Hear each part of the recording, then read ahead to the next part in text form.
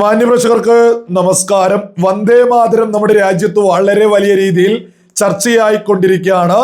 ഒരു ഭാഗത്ത് കേന്ദ്ര സർക്കാർ നമ്മുടെ ദേശഭക്തി ഗാനമായിട്ടുള്ള വന്ദേ മാതരത്തെ കുറിച്ചുള്ള ആഘോഷങ്ങൾ 150ാം വാർഷിക ആഘോഷങ്ങൾ നടത്തി മുന്നോട്ട് പോകുന്നു.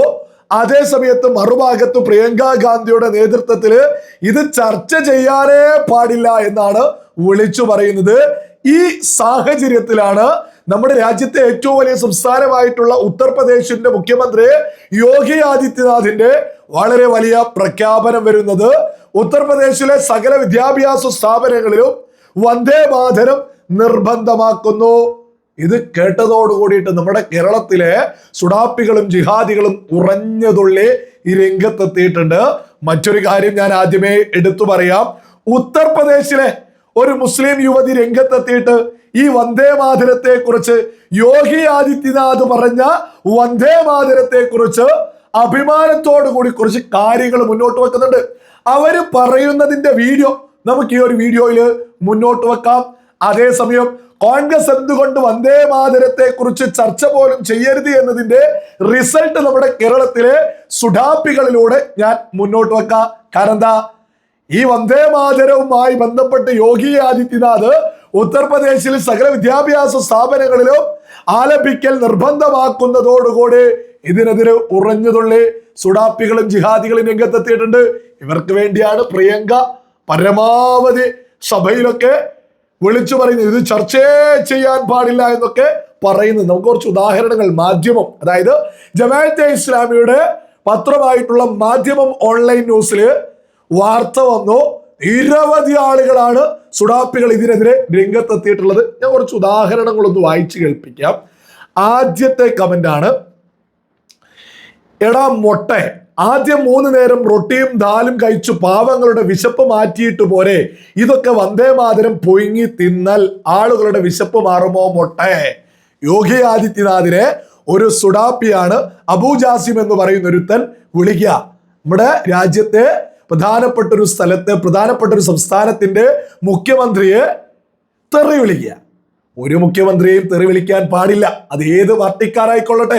നമ്മുടെ ഭരണഘടനയെ തന്നെയാണ് ചോദ്യം ചെയ്യുന്നത്, നമ്മുടെ രാജ്യത്തെ നിയമത്തെയാണ് വെല്ലുവിളിക്കുന്നത്.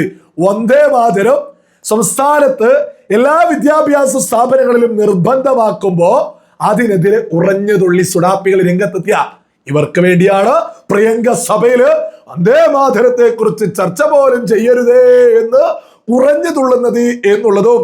കോൺഗ്രസ് സ്വാതന്ത്ര്യം കിട്ടിയ കാലം മുതൽ ഇതുമായി ബന്ധപ്പെട്ട കവിതയിൽ വരികൾ വെട്ടിച്ചുരുക്കിയത് ഉൾപ്പെടെ ഇത്തരം അന്നത്തെ ജിഹാദികൾക്ക് വേണ്ടി നെഹ്റു ചെയ്തതാണ് എന്നാണ് BJP കൃത്യമായിട്ട് ഉയർത്തിപ്പിടിക്കുന്നത്. അത് വളരെ വലിയ ശരിയാണ് എന്നുള്ളത് ഇക്കാലത്തും തെളിഞ്ഞുകൊണ്ടിരിക്കുന്നത്. നമുക്ക് അടുത്ത കമന്റ് ഒന്ന് നോക്കാം. സ്കൂളിൽ വരുന്ന കുട്ടികൾക്ക് കഞ്ഞിയോ അവരുടെ മാതാപിതാക്കൾക്ക് ജോലിയോ ഉണ്ടോ എന്ന് നോക്കുകയില്ലെങ്കിലും കുഴപ്പമില്ല, അവരിൽ കൃത്യമായി വിഷം കലക്കുന്നുണ്ട്. നമ്മുടെ ദേശഭക്തി ഗാനം ആലപിക്കണമെന്ന് യോഗി ആദിത്യനാഥ് പ്രഖ്യാപിക്കുമ്പോൾ അത് വിഷം കലർത്തുക എന്ന് സുഡാപ്പികൾ പറയുന്നുണ്ടെങ്കിൽ എത്രത്തോളം അപകടമാണത്, എത്രത്തോളം അപകടമാണ്. നമുക്ക് അടുത്ത കമന്റ് നോക്കാം. ഇനി മുതൽ സ്കൂളിൽ പോകുന്ന കുട്ടികൾ പുല്ലും വൈക്കോലും കൊണ്ടുവരണമെന്ന് ഇവന്മാർ പറയും. വന്ദേ മാതരം ആലപിക്കാൻ പറയുമ്പോൾ അതിനെതിരെ ഉറഞ്ഞതുള്ള. അടുത്തത്, കാവിക്കോടകം യൂണിഫോം ആക്കണം എന്നുകൂടി എനിക്ക് നിർദ്ദേശിക്കുവാനുണ്ട്. ഉച്ചയ്ക്ക് ചാണകവും ഗോമൂത്രവും ആഹാരമായും നൽകണം.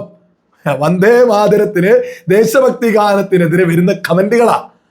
ഉത്തർപ്രദേശില് യോഗി ആദിത്യനാഥിനെ തിരഞ്ഞെടുത്ത ജനങ്ങൾക്ക് വേണ്ടി യോഗി ആദിത്യനാഥ് രാജ്യസ്നേഹം ഉയർത്തിപ്പിടിക്കുമ്പോ അത് പുതുതലമുറ അതൊക്കെ ആലപിച്ച് വളരണമെന്ന് പറയുമ്പോ നമ്മുടെ സ്വാതന്ത്ര്യ സമര പോരാളികള് അവര് നെഞ്ചോട് ചേർത്തിട്ടുള്ള, അവരുടെ മന്ത്രമായി ഉച്ചരിച്ചുകൊണ്ടിരുന്ന നമ്മുടെ ദേശഭക്തി ഗാനം വിദ്യാഭ്യാസ സ്ഥാപനങ്ങളിൽ കുട്ടികൾ പഠിക്കട്ടെ എന്ന് പറയുമ്പോൾ അതിനെതിരെ ഉറഞ്ഞതുള്ളുക.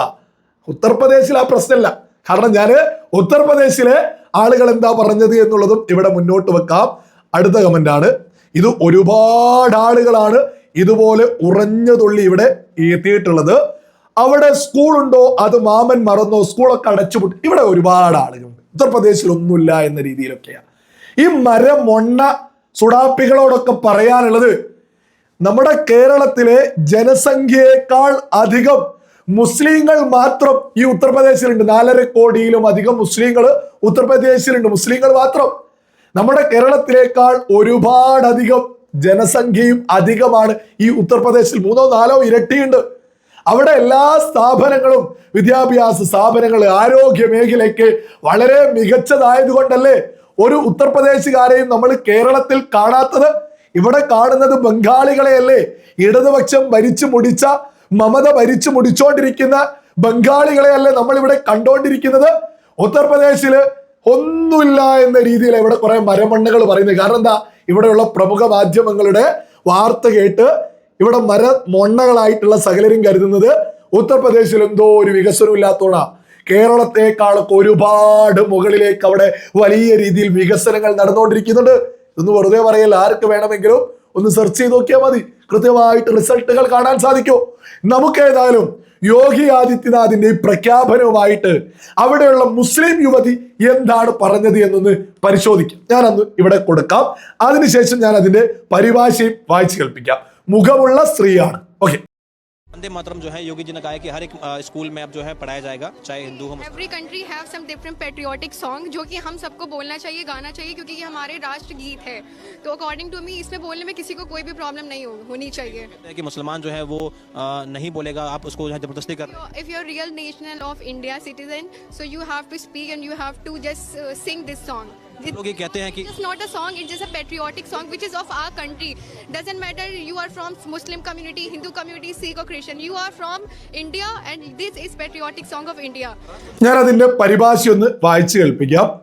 വന്ദേ മാതരം ഇനി മുതൽ എല്ലാ സ്കൂളുകളിലും പഠിപ്പിക്കണമെന്ന് യോഗിജി പറഞ്ഞിട്ടുണ്ട്.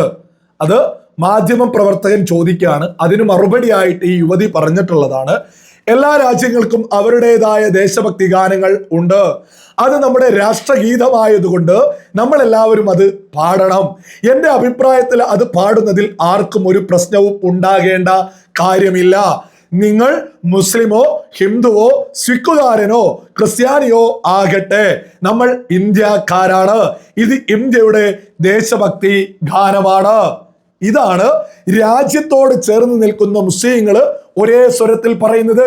ഇവരെടുത്തു പറയുന്നുണ്ട്, ആർക്കും ഒരു പ്രശ്നവും ആക്കേണ്ടതില്ല. അതായത് ജിഹാദികളായിട്ടുള്ള തീവ്രചിന്താഗതിക്കാരായിട്ടുള്ള ആളുകൾ ഇത് പ്രശ്നമാക്കുന്നുണ്ട് എന്നുള്ളത് തിരിച്ചറിഞ്ഞുകൊണ്ട് തന്നെയാണ് രാജ്യത്തോട് ചേർന്ന് നിൽക്കുന്ന ഈ മുസ്ലിം യുവതി പറയുന്നത് ഇത് ആലപിക്കേണ്ടത് തന്നെയാണ്. ഇതിനെന്തിനാണ് പ്രശ്നം ഉണ്ടാക്കുന്നത്? അതായത് എല്ലാ രാജ്യത്തിനും അവരുടേതായ ദേശഭക്തി ഗാനങ്ങളുണ്ട്. ഇത് നമ്മുടേതാണ്, ഇത് നമ്മൾ ആലപിക്കണമെന്ന്. ഇതൊക്കെ എങ്ങനെയാണ് കേരളത്തിലെ ജിഹാദികള്, തീവ്രചിന്താഗതിക്കാര്, സുഡാപ്പികളൊക്കെ സഹിക്കുക? വന്ദേ മാതരം ആലപിക്കണമെന്ന് ഉത്തർപ്രദേശിലെ മുഖ്യമന്ത്രി വിളിച്ചു പറയുമ്പോഴേക്ക്, അത് അവിടെയുള്ള വിദ്യാഭ്യാസ സ്ഥാപനങ്ങളിൽ വിളിച്ചു പറയുമ്പോഴേക്ക് ഇവിടെ കുരുപൊട്ട്. ഞാൻ 1-2 ഉദാഹരണം കൂടി ഒന്ന് മുന്നോട്ട് വെക്കാം. എത്രത്തോളമാണ് ഇവിടെ സുഡാപ്പികൾ ഉറഞ്ഞു തുള്ളുന്നത് എന്നുള്ളത് സകല ആളുകളും തിരിച്ചറിയണം. അടുത്തതാണ് ഒരു കമന്റാണ്, സ്കൂളുകളെല്ലാം കുരങ്ങൻ പൂട്ടിയിട്ടിരിക്കുകയാണല്ലോ, ശാഖയിൽ പാടട്ടെ. നമ്മുടെ ഉത്തർപ്രദേശിലെ മുഖ്യമന്ത്രിയെ ഉമർ മുനവരി എന്ന് പറയുന്ന ഒരുത്തൻ തെറി വിളിക്കുക, മതപണ്ഡിത വേഷമൊക്കെയാ. ഇത്തരം ആളുകളൊക്കെ പഠിപ്പിക്കുന്ന പുതുതലമുറ പോലും എത്രത്തോളം അപകടകാരികളാവും. ഇത്തരം ആളുകളെയൊന്നും മതവിദ്യാഭ്യാസ സ്ഥാപനങ്ങളിൽ ക്ലാസ് എടുക്കാൻ അനുവദിക്കരുത്. ഞാൻ അതുകൊണ്ടാണ് ഇത് പ്രത്യേകമായിട്ട് ഇവിടെ കൊടുക്കുന്നത്. ഇത്തരം ഒരുപാട് ആളുകളുണ്ട്. അടുത്ത കമന്റാണ്, ചാണകഗീതം കൊണഗീതം നിർബന്ധമാക്കുന്നില്ലേ അജയ് മോഹൻ ബിഷ്ടിജി. എന്തൊക്കെ തെറികളാ നമ്മുടെ ഒരു മുഖ്യമന്ത്രിയെ തെറിവിളികളോട് എന്തിനാ വിളിക്കുന്നത്? വന്ദേ മാതരം ആലപിക്കല് നിർബന്ധാക്കിയതിന്. അതേസമയം ഈ രാജ്യത്തോട് ചേർന്ന് നിൽക്കുന്ന മുസ്ലിങ്ങള് കൃത്യമായിട്ട് ഇതിനൊപ്പം നിൽക്കുന്നുണ്ട്. അതേസമയം ജിഹാദികൾ, സുഡാപ്പികള്, തീവ്ര ചിന്താഗതിക്കാര് നമ്മുടെ നാടിന് അപകടമാണ് എന്നുള്ളത് സകല ആളുകളും തിരിച്ചറിയണോ? നിർഭാഗ്യവശാൽ നമ്മുടെ കേരളത്തിൽ ഇത്തരം ആളുകൾ കുറച്ചധികം, ഇത്തരം ആളുകൾ അധികാരം പിടിക്കാൻ പോലും ഈ രംഗത്തിറങ്ങുന്നുണ്ട്. അതിനൊക്കെ തന്നെ UDF-ഉം LDF-ഉം വലിയ രീതിയിൽ സഹായിക്കുന്നുമുണ്ട്. പ്രിയങ്ക ഗാന്ധി സഭയിൽ ഇത് ചർച്ച പോലും ചെയ്യരുത് എന്ന് നിരന്തരം വിളിച്ചു പറയുന്നത് ജിഹാദികൾക്കും സുഡാപ്പികൾക്കും തീവ്ര ചിന്താഗതിക്കാർക്കും കൂടി വേണ്ടിയാണ് എന്നുള്ളതും സകല ആളുകളും തിരിച്ചറിയുക.